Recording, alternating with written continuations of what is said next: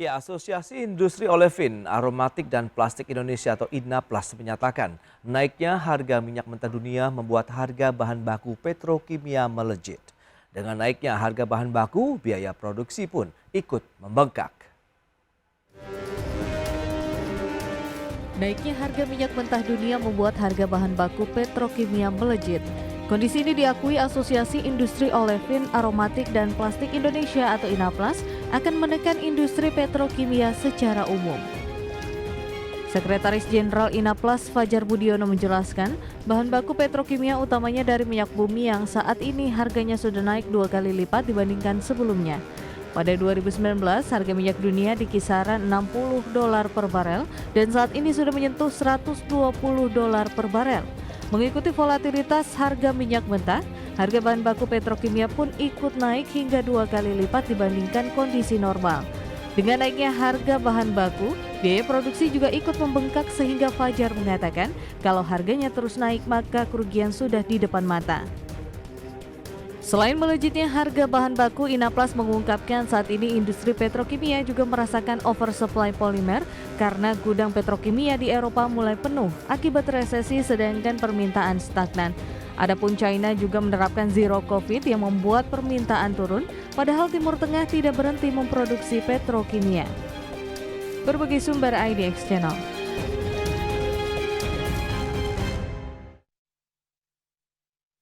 Baik pemirsa, untuk membahas tema kita hari ini, harga minyak melejit, industri petrokimia tertekan bahan baku, kita sudah tersambung melalui Zoom bersama dengan Bapak Fajar Budiono. Beliau adalah Sekjen Asosiasi Industri Olefin, Aromatik dan Plastik Indonesia atau INAPLAS. Selamat pagi Pak Fajar. Selamat pagi. Ya, salam sehat Pak. Terima kasih, salam sehat juga. Baik, terima kasih atas waktu yang disempatkan. Ini bicara mengenai kondisi global. Kita tahu dengan masih terjadinya perang antara Rusia dan Ukraina ini menekan banyak perekonomian di negara-negara maju begitu, dan dampaknya kita tahu krisis energi, harga minyak mentah dunia juga mengalami lonjakan yang cukup signifikan. Tapi sebelum membahas lebih jauh, mungkin bisa Anda sampaikan dulu bagaimana sih kondisinya saat ini untuk industri dari olefin kemudian plastik ini, Pak Fajar. Baik, terima kasih. Jadi seperti kita ketahui bahwa industri plastik ini bahan baku utamanya dari minyak bumi, di mana minyak bumi nanti akan di-crack menjadi dua, BBM dan petrokimia. Dalam hal ini yang mayoritas untuk bahan baku petrokimia adalah nafta. Kemudian Indonesia itu masih impor 100% nafta, kurang lebih sekitar 2,5 juta ton per tahun. Sementara industri petrokimia itu nanti akan mengolah menjadi bahan baku plastik. Nah, sekarang ini harga minyak bumi dengan 120 barrel per 120 US dollar per barrel, itu harga nafta itu udah menyentuh mendekati 1.900. Nah ini sebenarnya 900 itu harga nggak normal di nafta. Okay. Kalau harga minyak bumi 1.120 itu bisa-bisa di atas 1.000 nanti harga naftanya.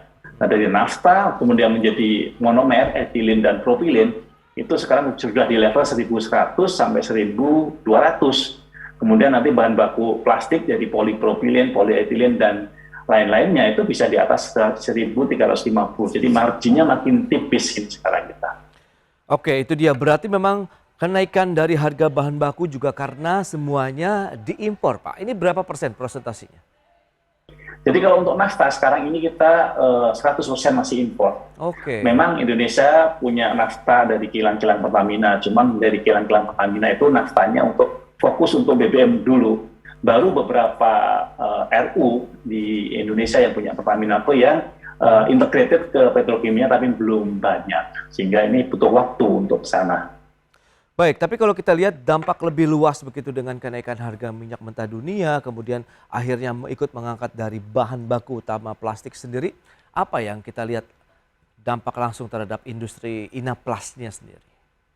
Jadi di beberapa anggota kami yang khususnya yang terintegrasi itu akan berat sekali. Okay. Seperti Canda Asri itu yang mengcrack dari nafta menjadi monomer, etilen propilin, kemudian ke polimer bahan baku plastik PEPP itu dia tertekan di rantai nafta ke monomernya, itu udah pasti rugi mereka. Nah kemudian kalau dari monomer ke polimernya masih agak lumayan.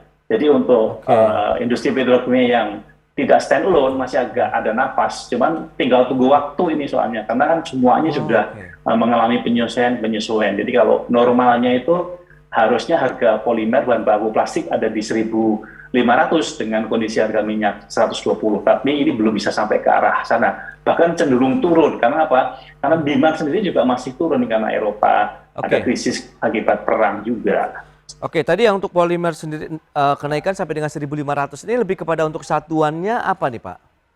Satuannya 1.500 US dollar per ton, Pak. Jadi kita per ton, bicara US dollar per ton, betul. Iya, oke. Tapi kalau kita lihat kebutuhan nasional sendiri sebenarnya berapa nih? Mengingat kalau misalnya 100% masih diimpor, tentu ini menjadi kendala yang cukup menyita banyak sekali dari sisi produksinya ini. Jadi kalau untuk naftam itu masih 100% kita impor. Kemudian untuk monomer, propilen, etilen memang sudah ada yang dibikin di dalam negeri, tapi juga masih ada impor. Kemudian kalau kita balik turun ke bawah lagi ke bahan baku plastik, itu kita kebutuhan total 6 jutaan 7 jutaan. Kemudian industri polimer dalam negeri baru sekitar 3,4, 3,6. Jadi artinya bahan baku plastik itu masih 50% lebih masih impor, sehingga ini neracanya juga nggak berimbang. Dan sejak kapan Pak kenaikan ini terjadi begitu kalau kita lihat untuk naftanya sendiri dan beberapa bahan utama plastik seperti polimer? Jadi kenaikannya tuh sejak kemarin perang Rusia sama Ukraine itu, tapi yang paling parah itu di terakhir-terakhir ini kan kemarin sempat turun dekat-dekat ke level 100, kemudian naik lagi. Sebenarnya ini juga seperti tahun 2008, bisa mencapai lebih dari 100, tapi pada saat 2008 kemarin harga polimer bisa di atas 1.700. Nah sekarang berat karena demand-nya turun karena COVID juga.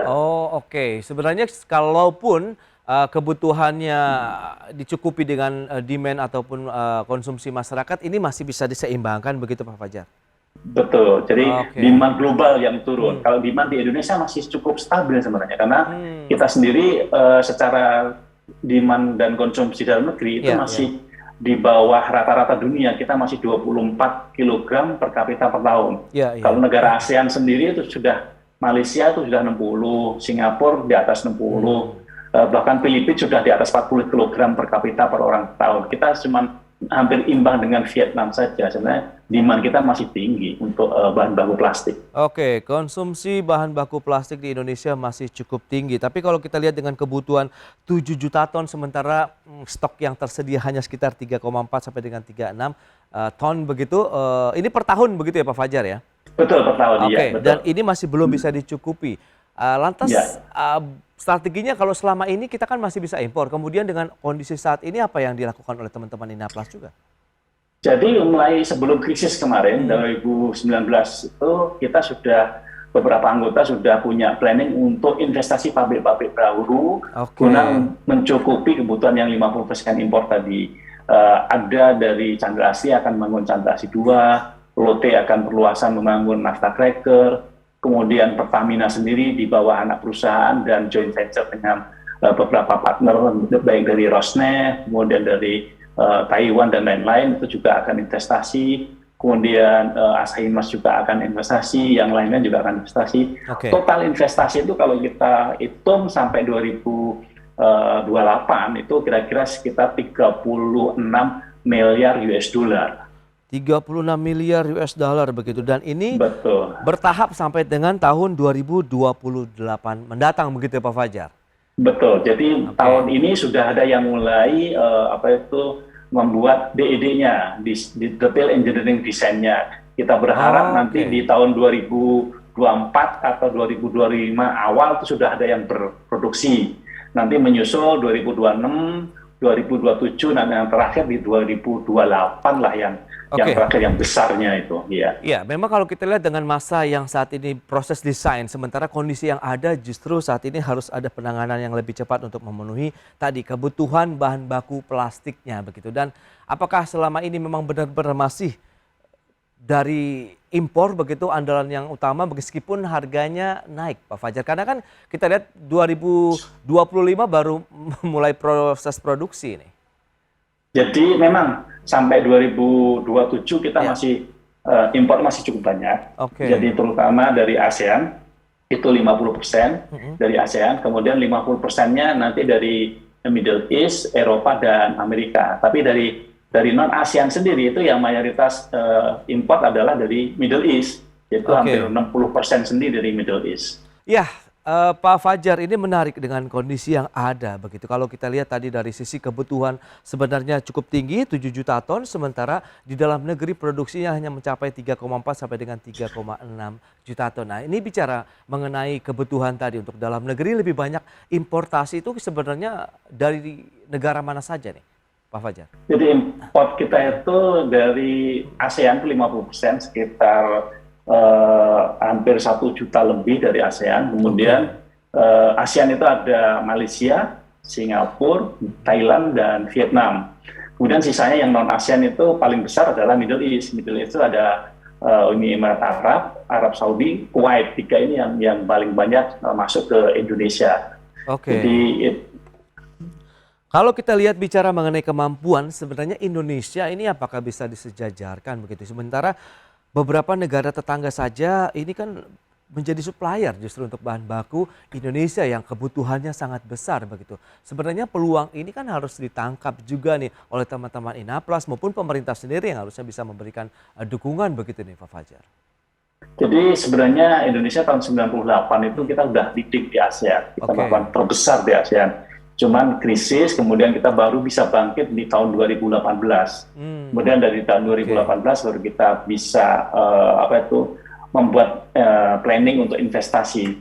Karena demand terus tumbuh terus. Nah, dengan demand 7 juta itu, investasi di beberapa anggota kami, baik Chandra Asri, Lotte, Pertamina, dan anak-anak perusahaannya itu sebenarnya sudah kita plot sampai ke 2027. Itu kita nanti 2028 sudah bisa ekspor sebagian dari produksi dalam negeri. Tetapi ini dengan adanya pandemi, kemudian dengan adanya perang Ukraina ini sedikit berhitung kembali ini karena beberapa harga bahan baku yang sekarang menjadi 120 ini juga kita kalkulasinya harus benar-benar nih. Nah, kalau bicara mengenai komposisi bahan baku ini, persentase terbesar untuk biaya produksi atau cost production dari teman-teman Inaplas di posisi yang berapa nih, Pak Fajar? Jadi kalau bahan baku itu 85% dari semua total biaya, kemudian baru listrik, kemudian SDM, jadi listrik itu nomor 2. Jadi ini juga kita wanti-wanti juga nih, gimana ini nanti listrik kalau ada kenaikan juga ya kita juga harus makin tipis, bahkan untuk yang terintegrasi bisa-bisa minus. Gitu. Wow. Oke, 85% bahan baku dan ini pun terkendala karena kenaikan harga yang signifikan dan pasokannya juga yang terbatas. Nanti ditambah lagi dengan kenaikan listrik begitu. Tapi apakah ini berimbas terhadap harga jual dari produk-produk plastik sendiri? Ya, pasti. Produk plastik pasti sudah ganti harga sekarang. Bahkan sekarang sudah berubah begitu Pak harganya atau bagaimana? Sudah naik terus ini harga barang jadi plastik itu kita sudah naik terus. Yang tadinya di kisaran Rp25.000 per kilo, sekarang sudah tidak ada itu, sudah di atas Rp30.000 per kilo, mulai dari kantong plastik sampai peralatan rumah tangga, bahkan untuk kalau yang di otomotif itu udah naiknya udah lebih banyak lagi, karena kan ini engineering plastik, jadi kita teman-teman di industri hilir itu mau nggak mau harus segera menyelesaikan harga, sehingga mereka tidak bisa forward selling lebih dari 2 minggu sekarang. Nah itu dia, terimbas juga tidak di posisi hulunya ini Pak Fajar, mengingat kan ada kenaikan di hilir, kemudian masyarakat pasti ada juga yang mungkin berpikir 2 kali apakah harus melakukan pergantian atau mungkin ada yang ingin membeli produk-produk tersebut akhirnya tertunda Pak Fajar. Jadi kalau plastik itu kan bahan kebutuhan pokok mau nggak mau kan harus kan, karena itu secondary ya, di mana ada makanan minuman pasti packagingnya plastik ya, mau nggak mau mereka tetap harus belanja plastik. Nah, mensiasatinya kalau di hilir itu mereka dengan menurunkan ukuran atau downsizing lah, itu masih umum bisa. Jadi tapi dari sisi hulu tidak bisa. Kalau dari sisi hulu mau nggak mau ya mereka harus tetap bertahan. Nah, yang paling kita takutkan itu nanti kalau produk-produk import dari non ASEAN. Kalau dari ASEAN sendiri kan bahan bakunya sama nih, dari NAFTA juga. Tapi kalau dari negara non-ASEAN, dari Middle East terutama, itu kan mereka bahan baku dari gas. Di mana mereka sepertiganya harga bahan bakunya lebih murah daripada kita. Nah, ini yang kita khawatirkan serbuan dari Middle East, di mana selama ini pasarnya ke Eropa dan ke Cina tidak bisa dikeluarkan dari sana, mereka akan pasti mau nggak mau Indonesia yang menjadi sasaran. Ini yang perlu kita antisipasi. Baik, berarti memang ada persaingan harga juga ternyata dari sisi bahan bakunya begitu Pak Fajar. Betul, dari bahan baku memang Middle East itu dikaruniai etan gas, di mana etan gas itu kalau diproses menjadi etilen itu hanya cuma sekitar 300 sampai 400 US dollar ya harga jual monomernya. Sementara kalau dari nafta udah nyampe 800 sampai 900, jadi udah hampir sepertiganya, dan mereka itu kapasitasnya besar-besaran, jutaan ton mereka di sana, sehingga itu yang menjadi ancaman. Ditambah lagi Middle East menekan Indonesia untuk segera menerapkan free trade agreement, biaya masuknya diturunkan jadi 0%. Nah, mereka ingin sekali dalam kondisi ini menguasai pasar, dia akan gelontorkan semua produknya ke Indonesia. Nah, ini juga ancaman buat investasi dalam negeri yang sudah kita rencanakan 36 miliar US dollar tadi. Wow. Kalau free trade agreement ini jadi ditandatangani oleh pemerintah Indonesia, ya kalkulasi untuk investasi bisa dikalkulasi ulang, bisa-bisa malah bubar semua investasi bubar kita. semua, betul. Karena yang ditawarkan dari produksi untuk yang gas tadi, bahan bakunya jauh lebih murah begitu ya Pak Fajar? Betul, kalau mau pemerintah harusnya menarik pengusaha-pengusaha Middle East untuk membangun petrochemical di Indonesia. Nah, itu cakep sekali. Oke, tapi bahan bakunya sendiri kan dari gas, kemudian dari mana nanti untuk gasnya? Sebenarnya dari minyak masih cukup lumayan, dari crude oil. Jadi yang paling murah sebenarnya juga di samping gas sekarang dari refinery dari BBM. Jadi BBM-nya bisa sekarang, modelnya itu sekarang BBM sudah bisa di bawah 70%. 30% sudah bisa produk petrokimia, jadi itu masih bisa bersaing dengan harga gas, karena kan mereka ada produk BBM-nya yang bisa dijual. Jadi sebenarnya kalau mau Middle East investasi di Indonesia, apalagi pemerintah sekarang punya program kawasan industri Kendal tuh besar-besaran untuk kawasan high tech kan, untuk mobil, untuk elektronik. Nah, itu kan semua butuh polimer di sana. Oke, termasuk di kawasan ekonomi khusus begitu, mungkin itu bisa menjadi salah satu pilihan. Tapi kalau kita lihat dengan kondisi yang ada begitu, kita mencoba realistis begitu kira-kira Pak Fajar. Apakah memungkinkan kita switching begitu, menggunakan bahan baku yang tadi dari gas tadi untuk plastik kita? Gas kita nggak seperti gas yang di Middle East, kita banyakkan metan gas. Metan gas lebih condong nanti ke pupuk dan metanol. Kalau di Middle East memang etan gas, memang tuh karakter gasnya yang paling cocok untuk ke polyethylene. Jadi memang secara material itu kecil kalau kita mau import gas dari sana kemudian di refinery di sini. Yang paling memungkinkan adalah crude oilnya mereka kita refine di sini, jadi produk-produk petrokimia itu lebih gampang dan lebih mudah, dan itu masih workable. Berarti tetap yang masih ideal dengan kondisi Indonesia nafta tadi begitu ya Pak? Iya, betul. Ya. Baik. Oke, lantas bicara mengenai utilisasi dari pabrik teman-teman Inaplas begitu, dengan kondisi yang ada, apakah masih bisa optimal atau ada penurunan? Sebenarnya kalau dari sisi industri plastik hilir itu masih sekarang sudah cukup bagus. Sudah dekat-dekat 90%, bahkan ada investasi baru lagi yang berhubungan dengan kesehatan dan otomotif, itu cukup lumayan bagus. Tapi di hulunya karena harga monomer ini sudah mulai naik, itu sekarang trennya sudah mulai turun dari 90 ke 85 sekarang. Jadi di hilirnya sebenarnya naik, di hulunya turun sekarang. Jadi kalau kemarin waktu COVID hilirnya yang kepayahan, sekarang di hulunya yang kepayahan. Dan berikut ini kami sampaikan infografik untuk Anda terkait dengan pergerakan harga bahan baku petrokimia. Ya, seperti yang bisa Anda saksikan di layar televisi Anda untuk nafta, tadi ini menjadi salah satu bahan baku utama begitu yang akan nanti diturunkan lagi jadi monomer, polimer. Kemudian ini kita lihat nafta harganya sekitar $900 Amerika per ton. Sementara untuk monomer, propilen, etilen sekarang sudah di rentang 1.100 sampai dengan $1.200 Amerika per ton. Sementara untuk polimernya sendiri 1.300 sampai dengan $1.400 Amerika per ton. Dan berikutnya untuk utilitas. industri tekstil Indonesia di tahun 2021. Oke, kita lihat ini kita sampaikan untuk kinerja 69,4%, hasil produksi 6,92 juta ton, nilai produksinya sekitar di 1.496,68 triliun. Baik, kita akan bahas, ya ini ada kesalahan dari grafis yang kami sampaikan, kemudian langsung saja kita ulas kembali bersama dengan Bapak Fajar. Pak Fajar? Yes, ya Pak. ini kalau kita menyikapi kondisi tadi, pergerakan harganya sendiri Pak, bertahan sampai kapan Pak industri ini menyikapi kenaikan harga yang luar biasa ini? Kalau crude oil ya tergantung dari Rusia sama Ukraine nanti kapan berakhirnya. Oke. Tapi sebenarnya relatif kita sudah antisipasi ini untuk market dalam negeri. Selama market dalam negeri itu masih fair dengan adanya aturan main yang sekarang ini yang ada, itu sih kita masih optimis bisa. Bahkan dengan adanya lockdown dari Cina itu banyak sekali negara-negara yang tadinya bergantung produk-produk dari Cina itu kita sudah bisa ekspor untuk plastik jadinya seperti flexible packaging, karung dan lain-lain masih bisa. Tetapi nanti kalau adanya free trade agreement di mana Timur Tengah ini tidak bisa jualan ke Eropa dan ke Cina, masuk ke Indonesia dengan perang harga, ya kita bisa investasinya yang jadi kita harus kalkulasi ulang karena nggak mungkin menang lawan mereka.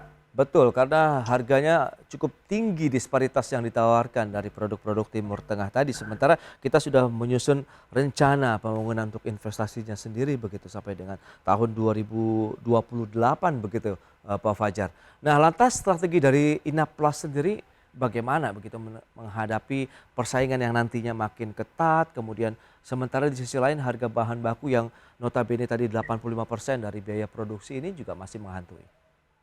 Dan kita juga perlu kita informasikan juga Indonesia itu unik pasarnya. Jadi ada beberapa aplikasi atau produk-produk jadi plastik yang hanya di Indonesia yang besar-besaran diproduksi kayak semacam food tray itu kan Indonesia unik ininya, tidak ada di tempat lain. Nah itu yang paling kita akan develop ke market-market yang specialty tadi. Kalau untuk market-market yang berupa komoditi di mana nanti bersaing dengan Middle East, nah itu yang kita coba hindari, kita perkecil ininya volume produksinya. Dan kita perbesar volume produksi untuk yang specialty market seperti packaging tertentu yang misalnya secara value masih tinggi. Kemudian untuk yang hygiene kayak masker, kemudian tempat-tempat hand sanitizer itu yang terus kita kejar karena itu kan demand-nya pertumbuhannya masih sampai hari ini di atas 100% ya, jadi masih lumayan. Jadi secara produk market itu kita akan cari market yang specialty, kita hindari market-market yang komoditi gitu, Pak. Nah, kalau di antara teman-teman produsen sendiri untuk plastik kan makin sempit nih kebutuhan masyarakat yang meningkat karena ada itu kan karena momentum dari COVID-19 begitu. Nah, ini bagaimana kalau semua produsen memproduksi produk yang sama ini? Oh enggak, jadi kalau memang itu secara market untuk yang pemain-pemain itu sudah terpilah-pilah. Jadi jarang sekali pemain karung akan masuk ke masker atau dari masker masuk ke manual. Itu memang sudah semacam ada habitat masing-masing dan mereka tuh nggak pede kalau bikin produk baru. Tapi kita terus tetap dorong terus untuk market-market yang masih bisa kita kembangkan, terutama untuk hygiene dan untuk pharmaceutical packaging itu sampai hari ini masih cukup bagus. Dan sebenarnya kita sudah plotting juga untuk pemerintah kan lagi mendorong untuk basis industri baterai listrik itu di Indonesia. Nah itu kan casingnya itu kan dari polypropylene semua. Nah kita udah siapkan ke sana semua. Jangan sampai nanti untuk casing baterai mobil itu, electric car itu nanti dari impor. Karena itu value-nya masih tinggi sekali dan itu kalau memang jadi direalisasikan 2025-2026 kita udah siap, tidak masalah. Berarti ada peluang baru yang bisa segera ditangkap begitu ya Pak Fajar untuk beberapa tahun ke depan. Baik, lantas teman-teman Inaplas menginginkan apa nih yang kebijakan dari pemerintah sendiri begitu? Jadi pemerintah itu sekarang harus fleksibel dan harus tepat waktu. Kemudian untuk menerapkan atau membuat aturan-aturan ya pemerintah jangan takut-takut menggunakan barrier. Di sini ada safeguard, ada kemudian ada anti dumping. Jadi untuk melindungi industri dalam negeri. Manakala industri dalam negeri sudah mulai injury, ya pemerintah harus bikin pagar setinggi mungkin untuk melindungi industri dalam negeri. Begitu nanti industrinya sudah mulai sehat, pagarnya turunkan lagi. Jadi fleksibilitas dan pengambilan kebijakan itu harus cepat. Jangan sampai telat momentumnya. Jadi ya memang di sini harus masing-masing kementerian bekerja bersama-sama. Itu dia. Selama ini hanya Kementerian Perindustrian Bapak kami yang selalu support, tapi kementerian yang lain kelihatannya masih banyak sekali pertimbangan-pertimbangan yang mereka tunggu, mereka putuskan sehingga momentumnya telat. Oh, baik, itu dia. Nampaknya memang perlu ada solusi yang terintegrasi ya, komunikasi juga yang menyeluruh begitu ya Pak Fajar, sehingga penanganannya tidak telat menyikapi tadi sebenarnya sudah ada tantangan di depan mata yang harus segera dimitigasi ya Pak Fajar ya. Betul, betul. Oke. Peluang ada, tantangan ada. Sebenarnya peluangnya ini, tantangan ini bisa menjadikan peluang kita karena secara demand kita masih rendah. Baik. Kemudian secara aplikasi masih banyak kita bisa develop produk-produk yang baru. Kemudian untuk ke depan juga industri-industri high-end di Indonesia kan juga butuh polimer juga, itu sebenarnya masih peluang. Itu dia, strategi inovasi yang sudah diterapkan teman-teman Inaplas ini semoga bisa menjadi solusi juga ya menyikapi kondisi yang ada, karena kita tidak tahu perang ini akan berlanjut sampai kapan begitu ya Pak Fajar. Baik, Betul. Pak Fajar, terima kasih banyak Pak atas waktu dan sharing yang Anda berikan. Semoga ini bermanfaat tentunya bagi pemirsa IDX Channel. Selamat melanjutkan aktivitas Anda kembali Pak Fajar, salam sehat. Salam sehat Pak, terima kasih. Selamat pagi. Selamat pagi Pak Fajar.